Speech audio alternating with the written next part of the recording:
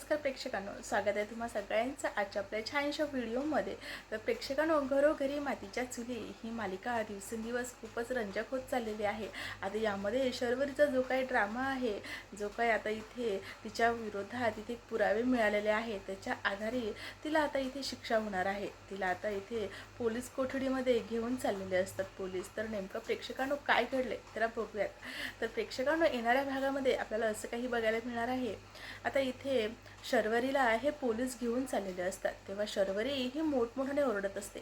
ती बोलत असते की मी काहीही केलेलं नाही, आई मला वाचव, दादा मी काहीच केलेलं नाही रे, मी नाही मारलेलं विक्रांतला, मला वाचव, असं ती बोलत असते। ती बोलत असते मला नाही जायचे, पण मात्र इथे आता पोलीस हे कुणाचं ऐकतात।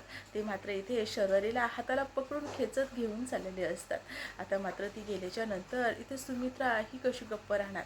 सुमित्रा ती तिच्या मुलीची बाजू घेऊन ऐश्वर्यावर ओरडत असते, ऐश्वर्याला बोलत असते हे सगळं जे काही घडतंय ना हे तुझ्यामुळे घडते, आणि हे सगळं जे काही केलंय ना तू केलंस, असं तिला ती बोल दाखवत बोलत असते।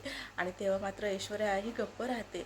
सुमित्रा बोलत असते माझ्याच घरात राहून माझ्याच मुलीवर आरोप लावतेस, तुझी हिंमत कशी झाली ग हे सगळं काही असं वागायची, असं काही तिला सुमित्रा बोलत असते। तेवढं ते आहे तर दुसरीकडनं आता शर्वरीचा भाऊ हा कसा गप्प राहणार, तो देखील मध्येच पटकन बोलतो। तो बोलतो म्हणजे सौमित्र, तो बोलतो आई आपली शरू हे असं काही करू शकणार नाही, ती कोणाला नाही मारू शकत, हे सगळं जे काही घडतंय ना ते सगळं ह्या ऐश्वर्यामुळेच घडते। तेव्हा मात्र ऐश्वर्या सौमित्राला बोलते सौमित्र बस झाला, आता भरपूर तुझं ऐकून घेतले मी, आता ऐकून घेणार नाही, नको ते आरोप लावू नकोस, असं ती त्याला बोलत असते। तेव्हा मात्र सौमित्र आणि ऐश्वर्यामध्ये चांगलीच आता इथे खटके उडतात।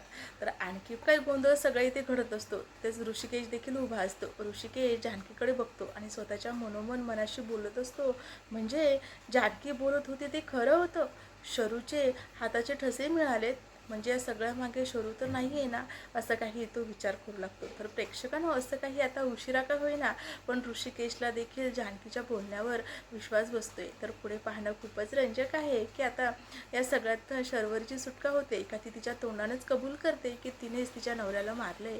तर प्रेक्षकांनो, पुढे पाहणं खूपच उत्सुकतेचे आहे। अशाच नवनवीन अपडेट जाणून घेण्यासाठी आपल्या चॅनलला मात्र नक्की सबस्क्राईब करा आणि भेटूया छानशा पुढच्या एपिसोडमध्ये।